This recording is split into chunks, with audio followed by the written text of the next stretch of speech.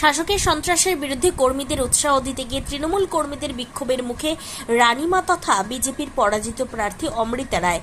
আজ তাকে ঘিরে গো ব্যাক স্লোগান ও বিক্ষোভ দেখাতে শুরু করে তৃণমূল কংগ্রেস কর্মী সমর্থকেরা। নদিয়ার চাপড়া থানার দইয়ের বাজার সমবায় সমিতি নির্বাচনে শাসক দলের সন্ত্রাসকে কেন্দ্র করে চাপড়া, দইয়ের বাজার, কৃষ্ণনগর, করিমপুর রাজ্য সড়ক অবরোধ কর্মসূচি নেয় বিজেপি। খবর পেয়ে ঘটনাস্থলে চাপড়া থানার পুলিশ এসে অবরোধ তুলে দেয়। এরপর কৃষ্ণনগর লোকসভা কেন্দ্রের বিজেপির প্রার্থী রানীমা অমৃতা রায় তিনি ঘটনাস্থলে এলে তাকে দেখা মাত্রই বিক্ষোভ দেখাতে শুরু করে তৃণমূল কংগ্রেস কর্মী সমর্থকেরা।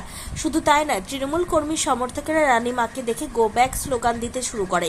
যদিও ঘটনাস্থলে পুলিশ গিয়ে পরিস্থিতি নিয়ন্ত্রণে আনে।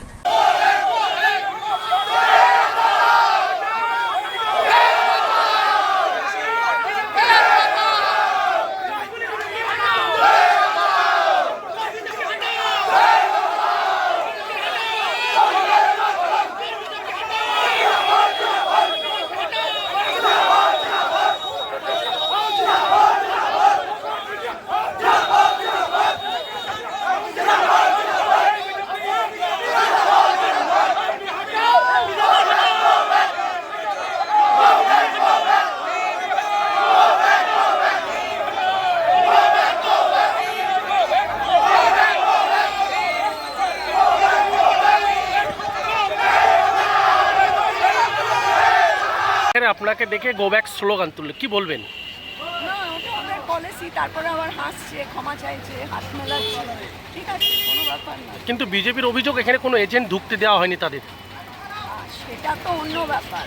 এখন কথা হচ্ছে যে ভোটটা শান্তিপূর্ণভাবে হোক, সেটাই চাই। এবং সব থেকে বড় কথা হচ্ছে মারামারিটা না, কোনো রক্তপাত না। এবং সেই জন্যেই আসা এবং সেই জন্যে কর্মীদের মনোবল করা। কৃষ্ণনগরে এই প্রথম মহারানা প্রতাপ ফ্যামিলি রেস্টুরেন্ট নিয়ে এলো আগস্ট মাস ব্যাপী ধামাকা জয় হিন্দ অফার। যে কোনো আইটেম খাবেন মাত্র ৭৭ টাকায়।